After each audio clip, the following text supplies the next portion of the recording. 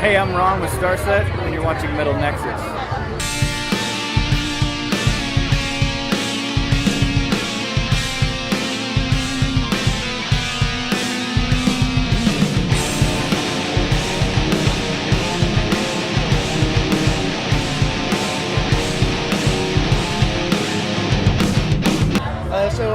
How was the crowd out there today?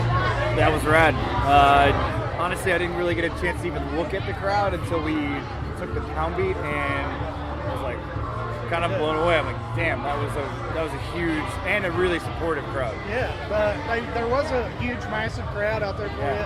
I heard them singing along some of the singles. That was really cool. Does it impress you whenever you see the fans singing along to the non-singles? Yes, actually, yeah. And I was going to say that. Yeah, we were here, I think 2 years ago, and the singles were, we had only been on Transmissions, our first record, and they were definitely there and supportive. But man, today, even some of the off tracks was crazy. It was great. It was really cool. Now, your debut album, Transmission, sold in excess of 250,000 combined albums, streams and downloads. Yeah. At what point did you consider the album successful, or what in your eyes made it successful? Honestly, it was when we finally got a chance, and we supported for a good portion of that record. When we started to do some headline shows, and it out of the gate had support and almost across the country. Anywhere we'd go, we'd have a good amount of people showing up. Yeah. That's when we knew we had something special. I mean, we had some seriously diehard fans, and we appreciate it. Now, in this modern era of music where bands aren't making as much money as they were, like, say, 15 years ago, how important or helpful is other profitable avenues like YouTube, do you think? Well, what's funny about that is that we care a lot about our social media presence, of course, and our video content. We're not like any other band where we just kind of throw things out there, and not so much that I'm saying that they do, but we take it extremely seriously, where it is all methodical. The label has a good ownership of a lot of the digital portion of that, but we still take it seriously. It is entirely a different era. 2017 means there's different ways to, of course, make money, but there's also different ways to generate a brand. Yeah. And we grab all of that as much as possible. I think there's a lot of other forms of media other than music. Of course. To get fans' attention. Yeah. And I think one of those definitely is your stage presence and the outfits that you wear on stage too. It entices people more to just want to see, well, what are they all about? I like their stage setup. A big part of that's the dramatization of what is the bigger storyline, what is the bigger themes here, and we don't. It isn't a gimmick. It goes far beyond what we're trying to dramatize on stage. There's a book, there's a Marvel comic, there's obviously several videos that are very cinematic in nature, all of which tie into what we're really trying to present. Now, like we said about YouTube, your channel recently had over 2.8 million views in just the last 30 days. Yeah. That looked good. I think we hit 1 billion in the last month. Yeah, you did. Is a billion mark, I think, a couple months ago. I looked up on Social Blade, and yet you'd hit like 2.8 million just in the last 30 days. It's crazy once you hit that certain threshold how snowball, and you got to thank fans, but at the same time, you know that you have a good thing rolling, and we appreciate that, of course, but we cannot wait for it to continue.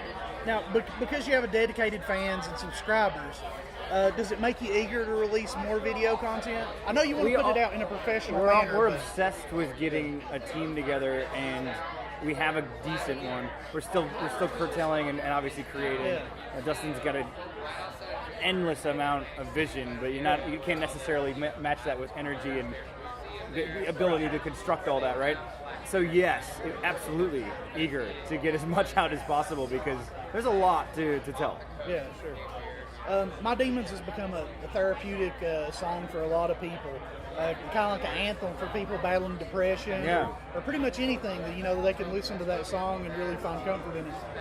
What was some of the inspiration behind that song? Well, I mean, the first part of that is every night, I think, at a VIP table or where we meet our fans face to face, I probably hear one or two of those stories, and it's awesome.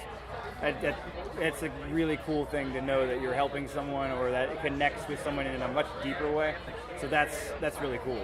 I think Dustin could probably explain this in the lyric side of it, but yes, a lot of that does have to do with overcoming and it doesn't necessarily tie to a specific thing, but overcoming is the main theme. And I'm glad that actually resonates with a lot of the people that actually hear it. It's pretty crazy where that song has gone. Yeah. I think it gives people it opens their mind a lot to help themselves, is the way that I kind of take it, and the way what I've heard people talk about it. Yeah, that's awesome. It kind of helps them clear their mind to where they can, be more clear, maybe like drop some depression or just think more clearly. Yeah. And of course, like you said, it makes you feel pretty great whenever you've been a part of something that helps them in some way. Oh, yes. You said that pretty much happens pretty much nightly? Yeah. Most of our headline gigs where we actually get a chance to really sit down with our fans, and we have like pre-show VIP and whatnot, and we always hear someone talking about the way that's connected to them, either that song or others. But it never goes unnoticed. It's really cool that that's the case. The lead single from the recent album, Vessels, was Monster. Yeah. The accompanying track for that video is pretty unique, pretty dark. Yeah, definitely different than some of the stuff we've done, for sure. What was the inspiration behind it, or who directed Well, I mean, it actually alludes to what's coming next. And it'll kind of give you an idea of what the next novel will be about, next book. Right. Can't give a whole lot away, but when you're will absolutely we right. Out? No release date yet, but it's being worked on. Okay. But I can tell you that it obviously, yes, it does come from a darker, kind of a crazier place, but more to come. Now, both Vessels and Transmission are concept albums related to Starset Society. Yes. For those that don't know, what can you explain about what Starset Society is? So obviously the bigger element of all of this, the reason Starset actually exists, is that. So Dustin was approached by them. That's kind of where the message and themes are coming from. And actually, that's a good way to plug it. The StarsetSociety.org has got it's a website that's actually getting a pretty big overhaul in the next couple of months. And a lot more information will be kind of unveiled there. There's going to be a lot of more real-life, real current event scenarios, like detail on it. So definitely check that out. That'll give people better answers than I can probably give you. Now, in 2015, you made 4 planetarium performances. Yeah. One of which was at the New York's Vanderbilt Museum Planetarium. What made those performances special, or what spawned those? Those are events? some of our, probably as performers, some of our favorite places to perform. One of the biggest goals of our demonstrations is to be immersive. So talk about sitting back in a chair with a dome that projects all this content while we're physically playing in front of you with our show, our suits, all of our production elements. You can really grab your whole crowd and just let them zone out. Yeah. And everyone who's attended it has just been raving about it. I think we did 3 or 4 at the Fisk in Colorado. Amazing team of people there, and it's probably one of the best technology ones in the world. I mean, as far as actually the projectors they have. Yeah, and the one in New York we ended up doing as another one. I think we're going to definitely try to either do more of those, and depending on if they're happy with that, even get some of that production on some of our live shows where we can do it. I'd love to see one of those. Yeah, or like rear projection, things like that. We have some crazy ideas as long as we can keep growing as a band. Here in Kentucky, I don't know where the closest place we could see. We'd have to set something up maybe. Yeah, figure out a way to do it. But I think it'd be pretty awesome, and I like it because it's unique. It's not something you hear of anybody else doing. Yeah, we just we want to grab attention in a different way. I want people to, if you're really thinking about it while you're listening and you can visually hear, it's a unique thing, and not a lot of people can pull that off. Now, I know we touched on it a few moments ago, but in just a few days, the Prox Transmissions, a graphic novel collaboration between the band and Marvel Comics, will be released. Yeah. Actually got released on the 27th. Did it? It just got released, yeah. So how has this whole process been, and how much input did the band have within? Well, that was a pretty awesome connection that had been kind of introduced a year ago.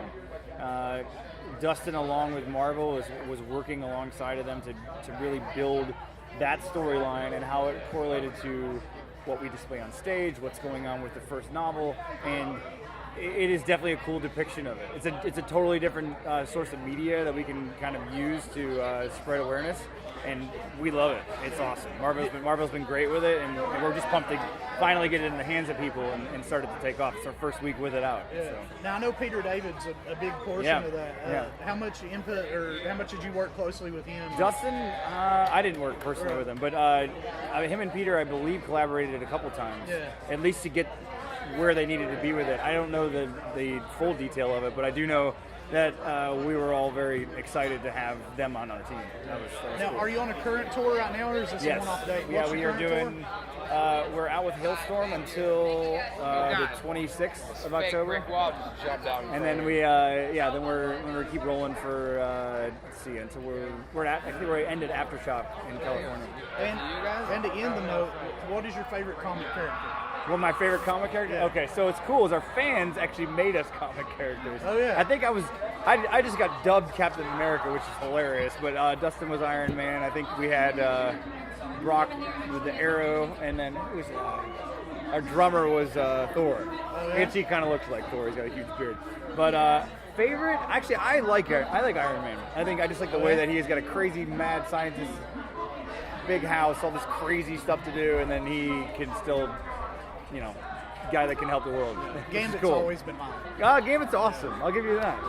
Hopefully he'll get his movie. Yeah, he needs sooner to. or later. I thought they were working on it, but I guess they were, but it's like on again, off again. Ah, okay. All So, I forgot what his name is going to play Gambit, but there was a little touch of Gambit in Wolverine Origins. Yeah, But, you're right. You're just right. a minute or two, though. Yeah, that you bring that up now. I definitely remember. I used to dig that dude a lot. That was a cool guy. Yeah. So definitely want to thank you for your time today. Get out, see these guys on tour. Make sure to pick up their albums, Vessels and Transmissions. Both are amazing albums. Thanks so much, man. Thanks for having me, man.